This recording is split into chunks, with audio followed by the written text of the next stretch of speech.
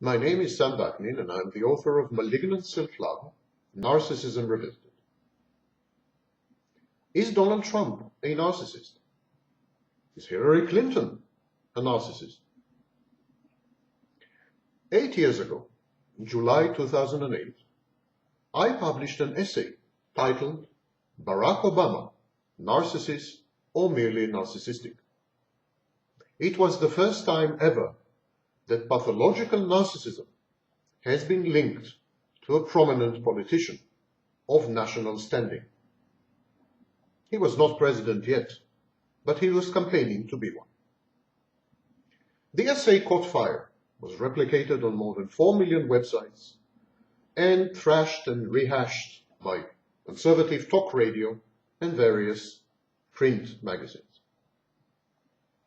Since then, it has become standard practice to ask whether a leading politician is a narcissist or not.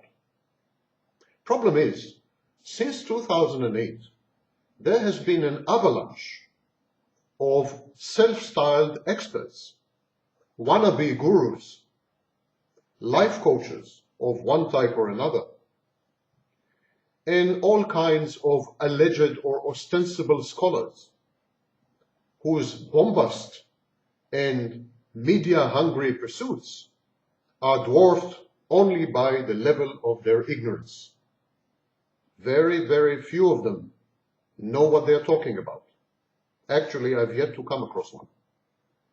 And yet, they make claims and statements, nonsensical as they may be, which get replicated throughout the media all over the world. Consider, for example, some of these experts who claim that Hillary Clinton is a covert narcissist. Well, covert narcissists are shy. Actually, in literature, when covert narcissists have been described for the first time in the 80s by the likes of Akhtar and others, they have been labeled shy or fragile narcissists. They shun publicity. They avoid the limelight. They like to be behind the scenes and backstage. They are manipulative. They are sly. They're very envious. But they derive their narcissistic supply by teaming up with overt or classic narcissists, or by simply stewing in their own frustration, desperation, envy, and other negative emotions. They are not, repeat, not Hillary Clinton. They do not seek publicity, they avoid it. So there has been a series of debates on several issues. First of all, can we remote diagnose a politician or any other person for that matter? Well, the answer is, of course, no. Proper diagnosis requires a set of tests, structured interviews, and face-to-face meetings where the diagnostician, who is a very experienced mental health practitioner, is able to observe presenting signs, body language, and other parameters, and to administer a series of tests. And so, in the absence of this, we cannot diagnose anyone. But there is a big difference between diagnosis and evaluation. We can and do evaluate politicians on a constant basis. The CIA has a department dedicated to remote diagnosing world leaders. The predecessor of the CIA, the OSS, constructed a wonderful psychological profile of Adolf Hitler, which is now available online. Saddam Hussein's psychological profile, written by Dr. Post, is also available online. And what is psychological profiling of serial killers if not remote evaluation? So we regularly remote evaluate people with public exposure. Actually, there is a thriving scholarly literature which tries to remote diagnose living and dead world leaders. So now the question is, an issue of knowing the field, knowing what you're talking about. And as I said, very few scholars, self-styled scholars with self-imputed expertise, know what they're talking about. Consider, for example, the debate between various pundits and gurus and scholars and experts on whether Trump is a narcissist or a malignant narcissist, whether he is a productive, useful narcissist or whether he is a destructive narcissist. Well, all these distinctions do not emanate from scholarly literature. They are not grounded in any knowledge, any studies, any research, anything ever seriously written about the disorder. First of all, we must make a distinction between personality style and personality disorder. Theodore Millon suggested that some people have a narcissistic style. Others may have a narcissistic personality. In other words, they may have narcissistic traits. They may have narcissistic psychological defenses, and they may even have or display narcissistic behaviors. All this does not make them narcissists. They merely have narcissistic personality. To qualify as a narcissist, to earn this badge of honor, one must meet diagnostic criteria, which are described in the last two editions of the Diagnostic and Statistical Manual, edition 4 text revision in the year 2000, and edition 5 which was published in 2013. These criteria are pretty clear cut. And so if you meet 5 of these 9 criteria according to the Diagnostic and Statistical Manual edition 4, you are a narcissist. And if you meet several of the dimensional descriptions in the DSM-5, you're also a narcissist. So narcissist, the label or the designation narcissist, is a medical diagnosis. It's not a curse word. It's not a pejorative term. It's a medical diagnosis. Someone may be very vain, conceited, arrogant, delusional, have fantasies of grandeur, be megalomaniac, and still not be a narcissist. We'll come to that later. He may simply have a narcissistic style or a narcissistic personality, but not the disorder. Now, people diagnosed with narcissistic personality disorder are the only ones which merit the badge or the label narcissist. And now let's move on to the next question. Narcissists, are they all malignant? Or are some of them productive and useful? Let's dispense with the nonsense first. There are no productive or useful narcissists. None. All the so-called experts and scholars who claim otherwise are looking for media attention, and in all likelihood, they themselves are narcissists. Narcissists are self-destructive and destructive to others. All of them, without a single exception. They may construct empires. They may embark on projects. They may build buildings. But at the very end, they implode. And when they implode, they take everything and everyone down with them. They construct and destruct. It's an inevitable cycle and an integral part of narcissism. So no useful narcissist, no productive narcissist. It's utter, unsubstantiated trash. Now let's talk about the issue of malignant versus non-malignant narcissists. It is true that not all narcissists are sadistic. Actually, a very small percentage of narcissists are sadistic in the classical sense, enjoy inflicting pain and humiliation on others. A very small percentage of narcissists are sadistic. A very small percentage of narcissists are, for example, antisocial. A very small percentage end up being criminals. A very small percentage regards society itself as the enemy, something to be attacked, something to be terrorized. Well, terrorists, for example, are usually antisocial narcissists. And these are psychopathic narcissists. And they're a small minority of the entire tribe of narcissists. A bigger portion of narcissists are contumacious. Contumacious means that they defy authority. They don't abide by social rules and conventions. They are a law unto themselves.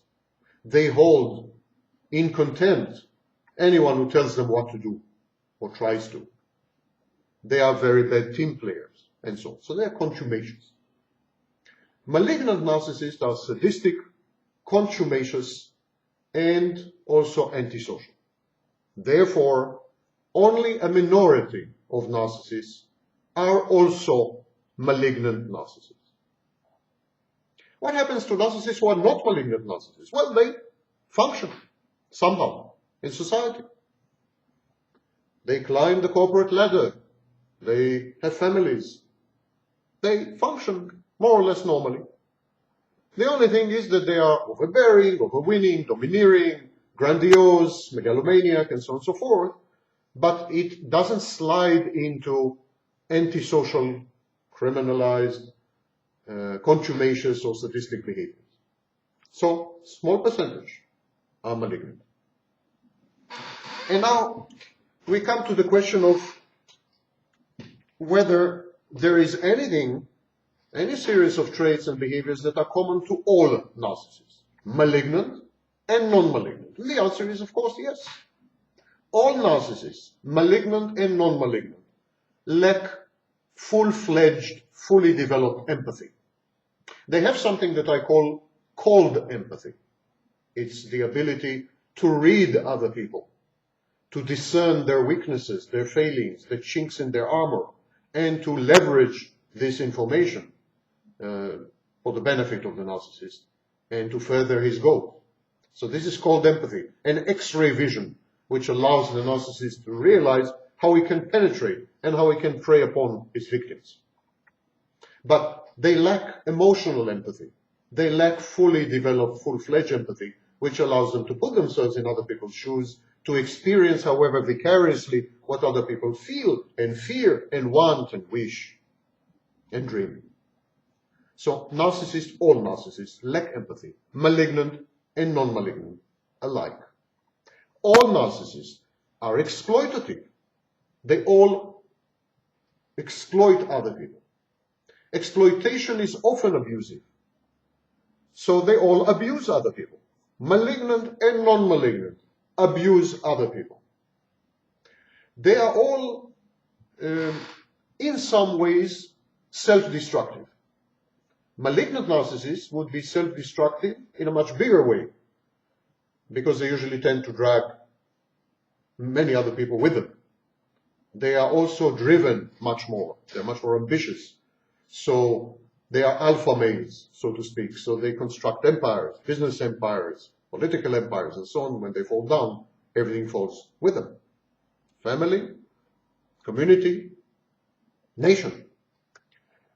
Non-malignant narcissists also self-destruct, but their self-destruction is more confined or limited, and usually it is confined and limited to themselves and their immediate circle, nearest, dearest, a few friends, neighborhood maybe. So it's a matter of scale. But self-destruction is a feature of both malignant and non-malignant narcissists.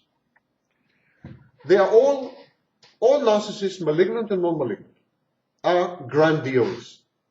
All of them have grandiose fantasies. All of them have a very poor perception of who they really are, their strong points, shortcomings, limitations, and abilities. They all have a skewed, prejudiced, and biased view of their place in society, in the world, and in interaction with other people. Coupled with the lack of empathy, it makes them cognitively deficient. So all narcissists have cognitive deficiencies, which make it very difficult for them to perceive reality properly. They fail the reality test. So they are, in other words, delusional. Their grandiose fantasies border on delusion. So here's another feature, which is common essentially to all narcissists. All narcissists are compulsive attention seekers. They need and crave narcissistic supply. Without narcissistic supply, they fall apart. They need other people to support and buttress their delusions. They need other people to tell them that they are brilliant, perfect, omniscient, omnipotent, etc., etc. When people don't do that, they try to force people to do that. When people disagree with them or criticize them, they become very defensive. They become hyper-vigilant. They scan the field for insults and injuries, real or imaginary.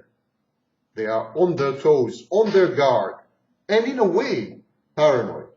All narcissists, malignant and non-malignant, are like that. Another feature which is common to all narcissists is that they lie. All of them have a false self. A false self is a concoction, a narrative, a piece of fiction, a storyline that the narcissist adopts about himself. And it includes a lot of falsities, non-facts. Simply put, lies. Narcissists are pathological liars. They lie all the time. They don't not only embellish or embroider or confabulate, which all of us do from time to time, but they constantly, blatantly, bold-facedly lie. And all of them do it. Malignant and non-malignant. So the question whether Donald Trump is a malignant or non-malignant narcissist, in my view, is absolutely irrelevant. The traits and features and behaviors which are common to all narcissists, malignant or not, are sufficient to disqualify him as President of the United States. And if Hillary Clinton is a narcissist, sufficient to disqualify her as well. But wait a minute, you say, aren't all politicians narcissists? Aren't narcissists attracted to politics? Don't they gravitate to politics in order to control the fates and destinies of other people? Doesn't it make them feel good to be in the limelight, to be famous, to be celebrities, to wield power? Aren't all politicians therefore to some extent narcissists? Well, yes, they are. But the critical phrase is to some extent. Remember how we started this conversation?